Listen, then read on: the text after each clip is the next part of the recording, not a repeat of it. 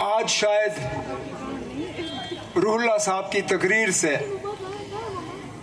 आपको एक सवाल का तो जवाब मिल ही गया, क्योंकि अक्सर बेशतर मुझसे सवाल ये किया जाता है कि श्रीनगर में आगा रूहुल्लाह मेहदी साहब को मैंडेट क्यों, और उसका जवाब रूहुल्लाह साहब की तकरीर में है। क्योंकि ये उम्मीदवार वो शख्स हैं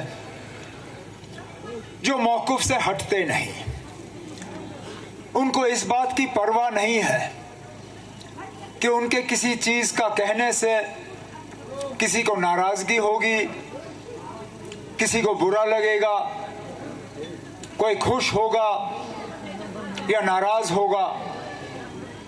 इनके जहन में एक ही बात है कि जो सही है वो सही है, जो मौक़िफ़ है उससे हटना नहीं है।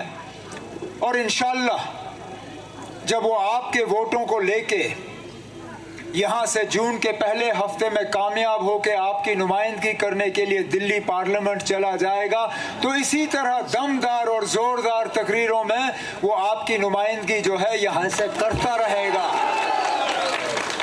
और यही आपको चाहिए, यही आपको चाहिए, क्योंकि हमने बहुत नुमाइंदे ऐसे भी देखे जो यहाँ से गए और खामोश हुए।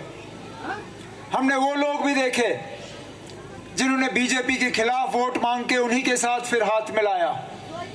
हमने वो लोग भी देखे जिन्होंने यहाँ के काम रोके, जिन्होंने यहाँ की माइनिंग रोकी, जिन्होंने यहाँ जेहलम का जो रेत निकलता है उसके ठेके रोके। हमने वो लोग देखे जिन्होंने चोरी छुपे जो है बीजेपी को यहाँ अंदर लाने की साजिश रचाई, और आप खुलेआम कहते हैं कि हाँ जी हम बीजेपी के साथ हैं। उस बीजेपी के साथ जिस बीजेपी के लिए आज भी मुसलमानों के लिए कोई जगह नहीं, वो बीजेपी भी आज भी इस कौम के साथ जो है नफरत फैलाने पे लगी हुई है। और अफसोस की बात यह है कि उनको इस बात का एहसास जरा सा भी नहीं है कि इलेक्शन तो 3 जून को खत्म होगा।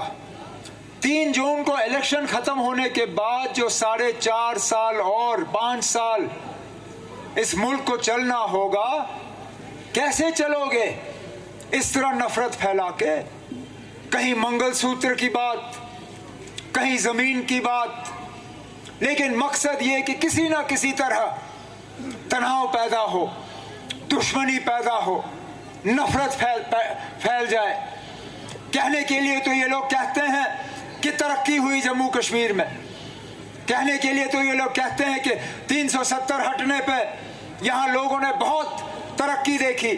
अरे नाब, क्यों हमारे जख्मों में आप नमक छिड़क रहे हो?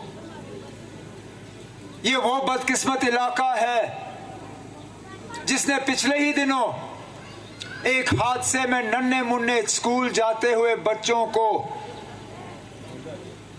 हमसे जुदा होते हुए देखा।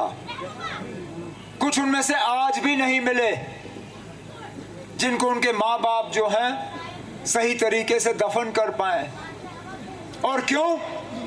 क्योंकि वो पुल उनके लिए बना नहीं, वो पुल उनके लिए बना नहीं जो पुल हमारे दौर में सैंक्शन हुआ था। अरे आप कौन सी बड़ी बात करोगे? आप कारखानों की बात करोगे, आप इन्वेस्टमेंट की बात करोगे, आप टनलों की बात करोगे, आप हवाई अड्डों की बात करोगे, आप रेल की बात करोगे। अरे जनाब, सिर्फ इस पुल की ही बात करें, समझाएं यहाँ के लोगों को आखिरकार क्या वजह थी कि उन मासूम बच्चों को किश्ती के जरिए ये दरिया पार करना पड़ा, जबकि उनके लिए एक पुल का प्रोजेक्ट तैयार हुआ था। वो कौन सी मजबूरी थी बताएं? क्योंकि हमें तो गए हुए अब 10 साल हो गए, हमें हुकूमत छोड़े हुए 10 साल हो गए। हमारे बाद जो आए, जो आज दोबारा आपसे वोट मांग रहे हैं, जिन्होंने 2014 में एक लिबास पहन के मांगा था, जो आज दूसरा लिबास पहन के मांग रहे हैं, कम से कम वो इस बात का जवाब दे कि जब आपने अपने कीमती वोटों से उनको जितवाया, मैं भी उस वक्त उम्मीदवार था, मैं रह गया, मुझे छोड़ के आपने उनको पसंद किया, आपके वोट लेके उसने किया क्या? क्या फायदा किया आपका, आपके लिए उसने? यहाँ की माइनिंग अगर बंद हुई तो उनके दौर में बंद हुई। अगर वो पुल का प्रोजेक्ट रुका तो उनके दौर में रुका।